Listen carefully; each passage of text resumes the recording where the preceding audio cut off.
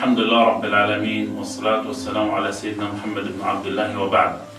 تقدم بجزيل الشكر والعرفان باسم جمعية الإيطار للغاية والتنمية بقطاع غزة بجزيل الشكر والعرفان والتقدير من وقف الأيتام في تركيا على جهودهم الجبارة والمباركة في خدمة إخوانهم في غزة وفي كفالة الأيتام لدينا. فبفضل الله سبحانه وتعالى لدينا 100 يتيم مكفولين بواسطة إخواننا في وقف الأيتام في تركيا، وهذا العطاء وهذا العمل وهذه الجهود الطيبة المباركة من إخواننا في وقف الأيتام، نسأل الله سبحانه وتعالى أن يكون هذا العطاء وهذا العمل في ميزان حسناتهم في يوم لا ينفع مال ولا بنون، قول الرسول صلى الله عليه وسلم: أنا وكافل اليتيم في الجنة.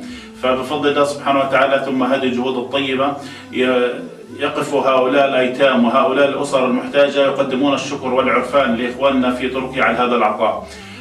إخواننا في ظل هذه الظروف الصعبة وهذا الحصار الخانق على قطاع غزة، ونظرا انتشار الأمراض بعد الحروب الثلاثة التي خاضتها إسرائيل ضد قطاع غزة، هنالك عدد كبير من الأيتام موجودون هنا في قطاع غزة بحاجة إلى كفالة وبحاجة إلى من يقف معهم في ظروفهم الصعبة والحصار الممتد منذ 12 عاما على قطاع غزة. فنسأل الله سبحانه وتعالى أن ييسر لنا ولكم الخير الوقوف مع هؤلاء الأيتام ونوفر لهم كفالة شهرية بفضل الله سبحانه وتعالى ثم بجهودكم.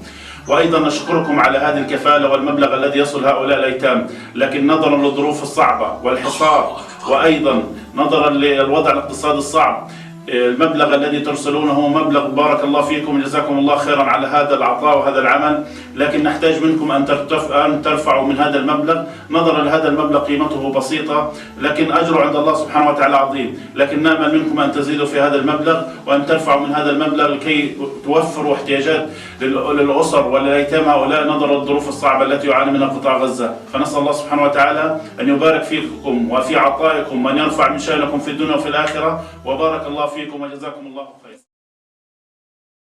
بسم الله الرحمن الرحيم، والصلاة والسلام على أشرف الأنبياء والمرسلين. أنا اليتيم بشار إسماعيل الداع. نشكر وقف الأيتام تركيا على كفالتهم لنا، وبارك الله فيكم. أنا أثمر الناس العجل، أشكر الكفيل على كفالته للأيتام، وبارك الله فيكم. بسم الله الرحمن الرحيم.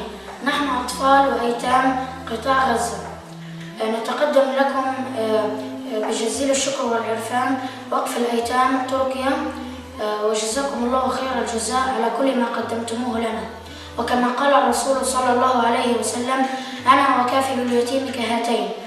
وندعو الله عز وجل أن تكونوا كما قال الرسول صلى الله عليه وسلم. والسلام عليكم ورحمة الله.